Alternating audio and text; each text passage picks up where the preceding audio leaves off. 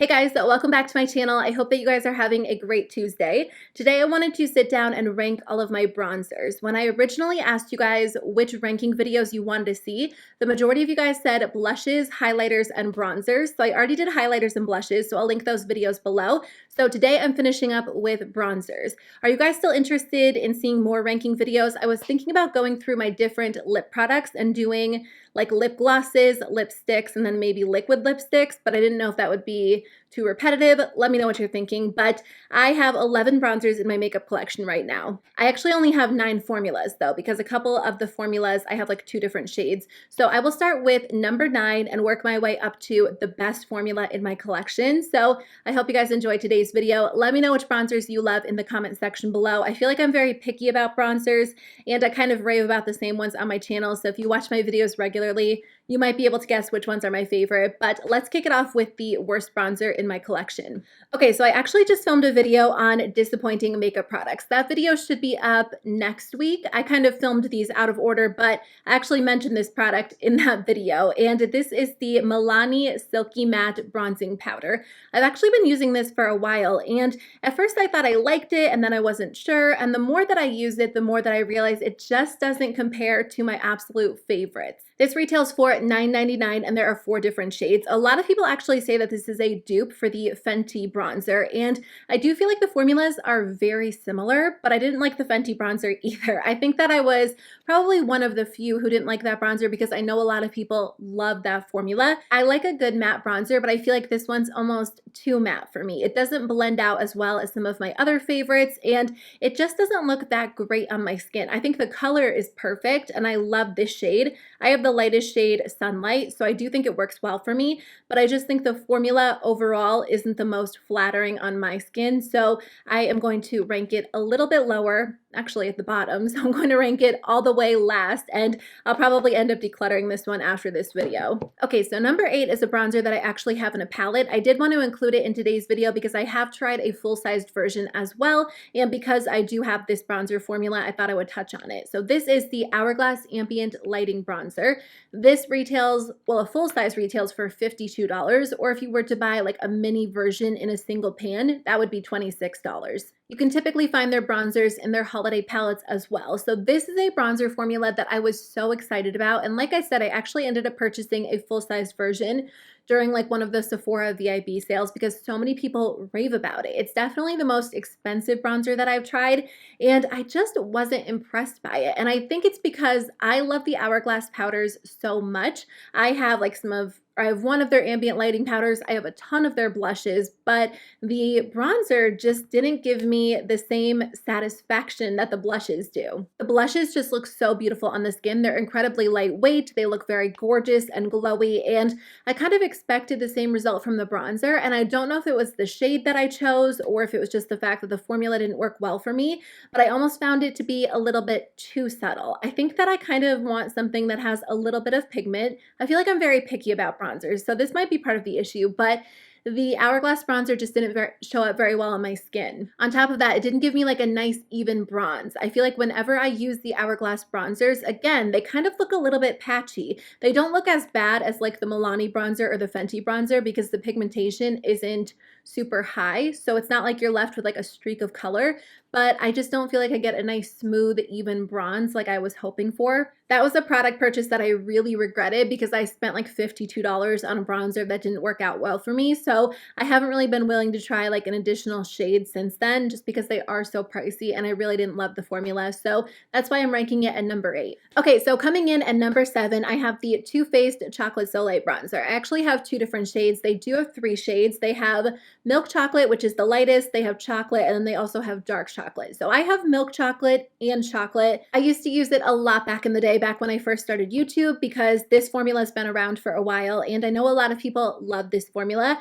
I think it's actually really good. It's very blendable, especially for a matte bronzer. It does have a good amount of pigment to it, which is nice because I don't feel like you get that patchy look. You generally do get a pretty smooth, even application because it is very blendable, very smooth, but it is a true matte bronzer. This one really doesn't have like a soft satin sheen.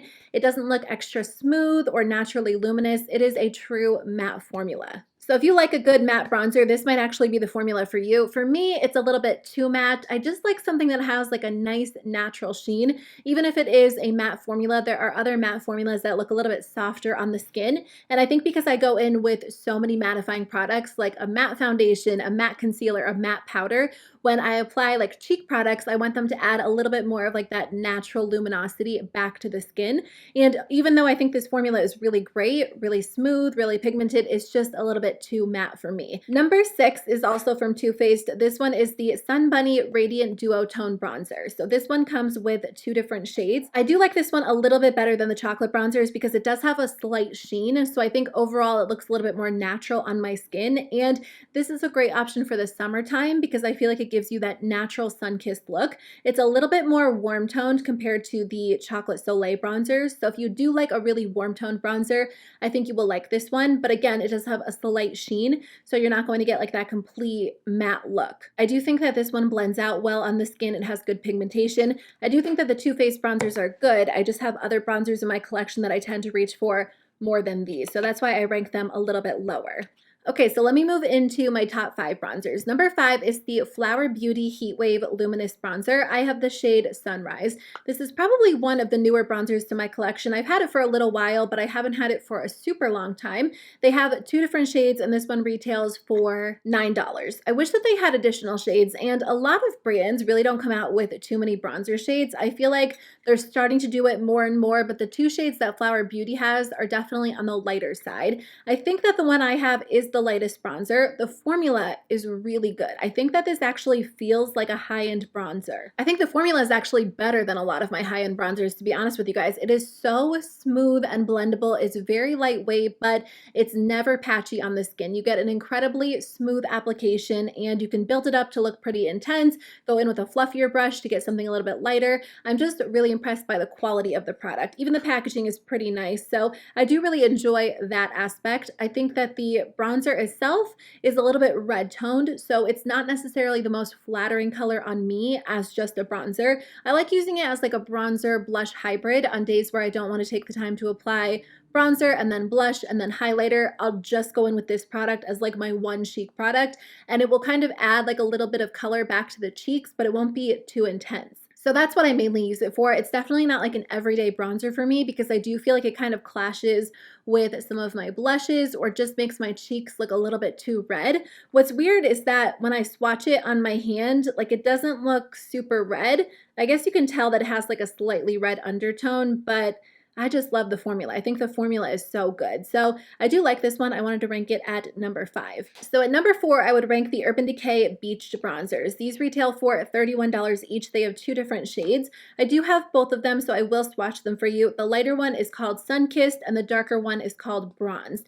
Bronzed is a little bit too dark for my skin tone, so I should probably declutter this one because it's just slightly too dark when I use it. Sunkissed is probably a little bit too red tone for me, which is why I don't wear this one as much as I do some of the other shades in my collection. But again, the formula is so good. This is a very smooth, seamless formula.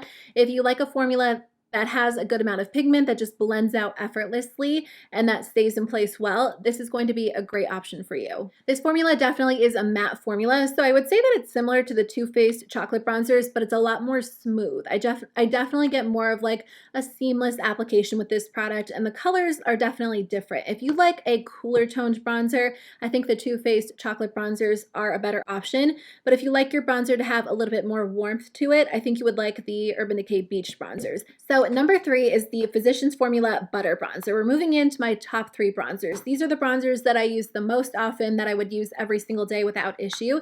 This one actually has the largest shade range out of all of the bronzers that I'm sharing in today's video.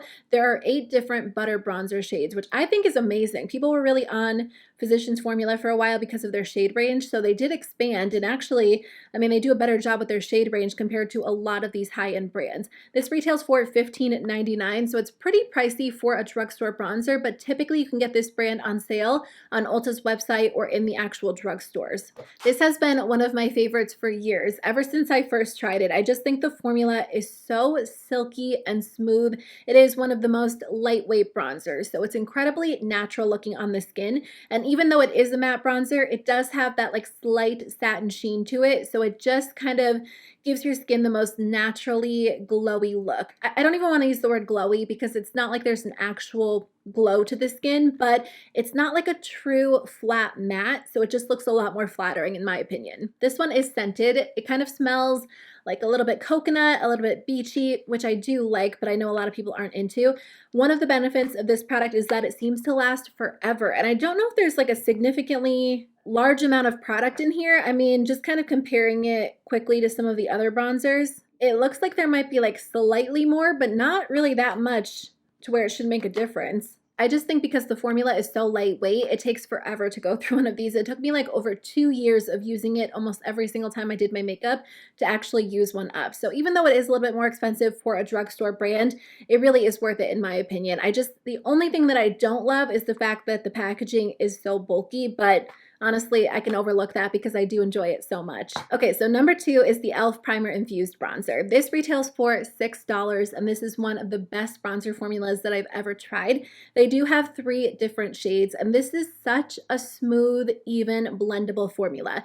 It is a little bit powdery, like if you dip your bronzer brush in, you might kind of kick up a little bit of extra powder, but it really just goes on the skin so evenly. I also love using this as eyeshadow because it goes on so easily, so you can take it, place it all over the cheeks, and then take a little bit and blend it into the crease, and you're good to go. I am so impressed by this. If you took this out of the e.l.f. packaging and then put it in high-end packaging, I would never know that it was a $6 bronzer because it really is that good. If a smooth, blendable bronzer is what you're looking for, over maybe like a super matte bronzer or even like an intensely pigmented bronzer, this might be a great option for you because it honestly just blends out in seconds. It is one of my favorite formulas ever. So I find myself reaching for this all the time. I just love it. And then number 1 is theBalm's Take Home the Bronze. I have the shade Oliver, which is the lightest shade. They have 3 different shades, and this retails for $17.50. So it kind of falls in between like high-end prices and drugstore prices, although compared to the butter bronzer, it might as well be like a drugstore priced. Mine's pretty much all broken apart, so I'll do a close-up shot for you guys, but mine is looking rough because I use this all the time.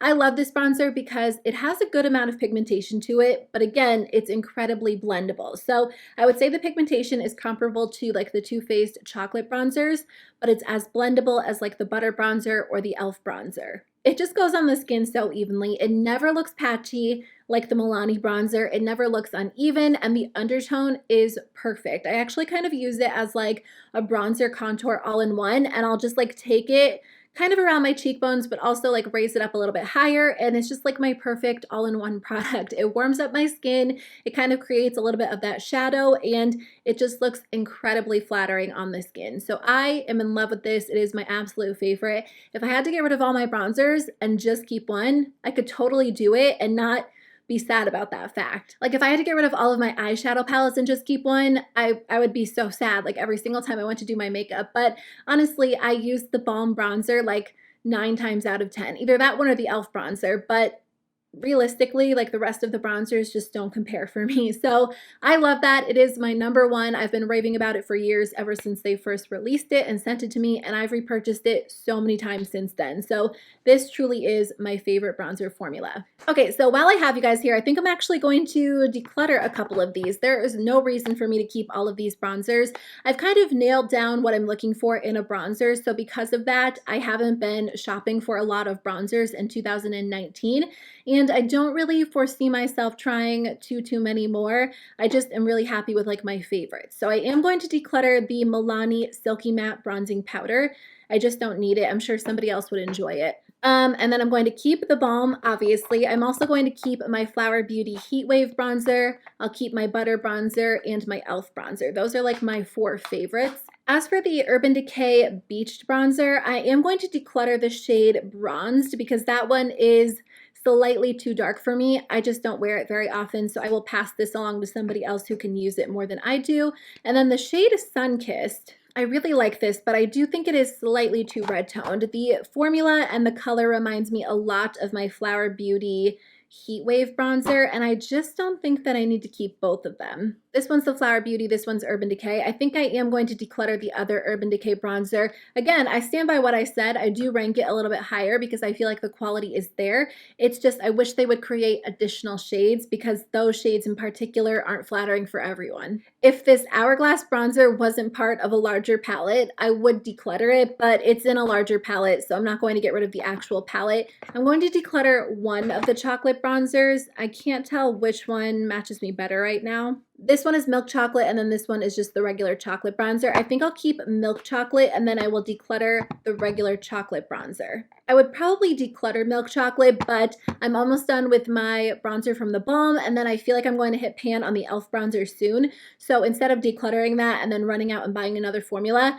I'm going to try to get a lot of use out of that one. And then I think I'm also going to keep the Sun Bunny bronzer. I do like reaching for this on occasion during the summertime. So this is my new bronzer collection. I'm happy with these 6 bronzers. I feel like 6 bronzers is still a lot of bronzer to have, especially for somebody who's not like bronzer obsessed. It's not my favorite makeup product. And then I'm going to declutter these 4. So just thought I would throw that in the end because instead of adding them back to my collection and not using them a whole lot, I'm going to pass all 4 of these along to my sisters, my cousins, because they'll be able to get a lot more use out of them than I have. Okay guys, that is the end of my video. Those are all of the bronzers in my collection. I would love to hear how you rank your bronzers, or if you guys have a favorite or a least favorite, let me know in the comment section below. But I'll see you guys very soon with a new video. Bye.